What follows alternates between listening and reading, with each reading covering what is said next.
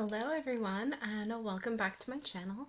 Today I wanted to talk about something that a lot of parents and caregivers are hearing about more and more, and you maybe still don't fully understand it. So we're going to talk about PDA in kids and teens.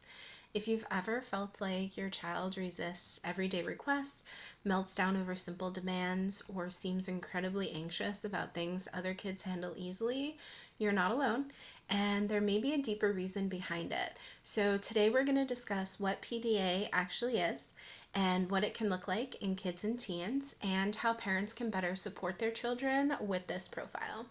So PDA stands for Pathological Demand Avoidance, though many people do now prefer the terms persistent drive for autonomy. And it's considered a profile within the autism spectrum, though not every professional uses the term yet. I've also seen some professionals refer to it as not part of autism, but could be part of ADHD as well. So there's still studies happening. There's still a lot that we don't know. But children and teens with PDA experience an intense anxiety around demands and expectations.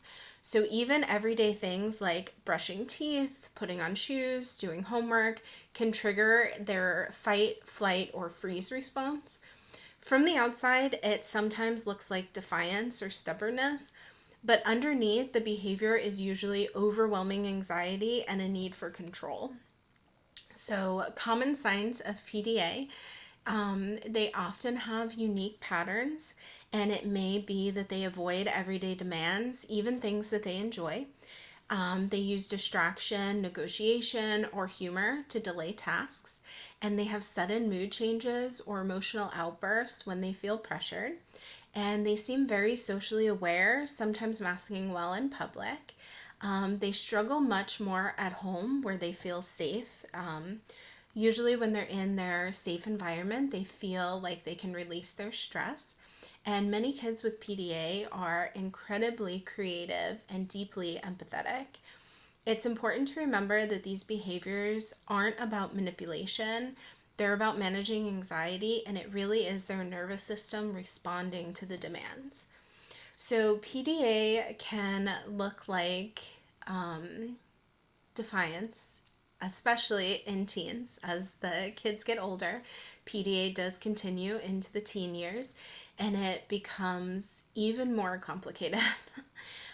Teens are already dealing with identity, independence, school pressure, social stress, puberty, hormones.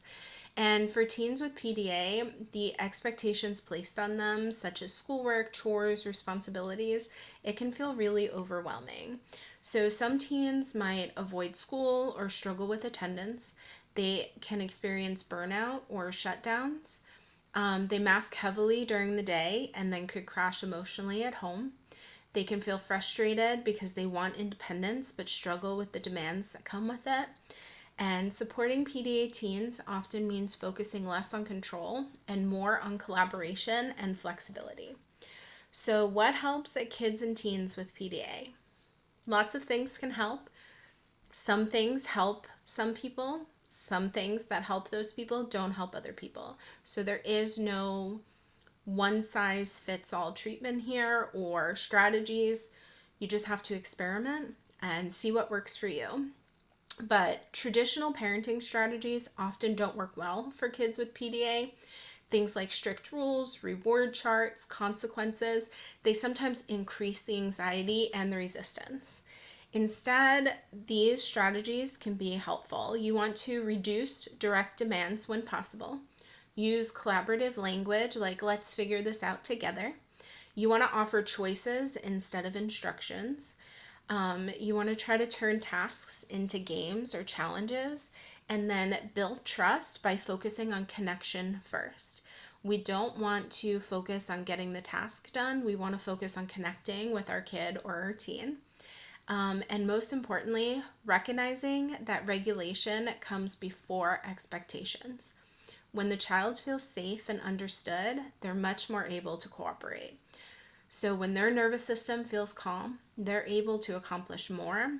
If their nervous system is activated and they're in fight, flight, or freeze mode, they're not going to be able to do the task. And trying to force them to do the task is just going to escalate their anxiety and probably escalate you as well, because it can be really frustrating when we're just trying to get things done and our kids just don't want to cooperate. So if you're parenting a child with PDA, you probably feel exhausted, misunderstood, and maybe even judged by others who don't see the full picture. But your child isn't trying to be defiant. They're trying to navigate a world that often feels overwhelming and demanding. And your patience, creativity, and willingness to understand them can make a huge difference. So if this video helped you understand PDA a little better, make sure to like and subscribe for more content about parenting, mental health, and supporting neurodivergent kids and teens. And if you have experience with PDA in your family, please feel free to share some tips and tricks or your story in the comments. Like I said, some strategies work really well for some kids, but they don't work at all for other kids. So we just have to experiment, try things, and see what works for us and our family. Thanks for being here, and I will see you in the next video.